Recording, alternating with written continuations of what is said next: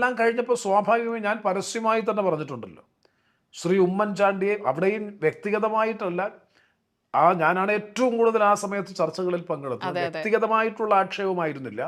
സാഹചര്യങ്ങളുടെ പശ്ചാത്തലത്തിൽ ഈ കാര്യത്തിൽ ഗുരുതരമായ ക്രമക്കേടും അഴിമതിയും സംസ്ഥാന സർക്കാരിന് ഒരു ചായ പൈസയുടെയും സാമ്പത്തിക നഷ്ടം സംഭവിച്ചിട്ടില്ലെങ്കിൽ പോലും ഒരു അവിഹിതമായിട്ടുള്ള ആനുകൂല്യം പല രൂപത്തിൽ ലഭ്യമായി എന്നുള്ളത് അഴിമതിക്ക് തുല്യമാണ് എന്ന നിലയിലുള്ള നിരവധി ആർഗ്യുമെൻറ്റുകൾ മുന്നോട്ട് വെച്ചതും എനിക്കിപ്പോഴും ഓർമ്മയുണ്ട്. അന്ന് ആ പെറ്റീഷൻ തയ്യാറാക്കിയത്, പെറ്റീഷൻ മീൻസ് കമ്മീഷന് മുമ്പാകെ കൊടുക്കാൻ 26 പോയിന്റുകൾ അടങ്ങുന്ന രേഖ ഇടത് ജനാധിപത്യ മുന്നണിക്ക് വേണ്ടി തയ്യാറാക്കിയത് ഞാനാണ്. എന്നെയാണെന്ന് ചുമതലപ്പെടുത്തിയത് ഞാനാണ് തയ്യാറാക്കിയത്.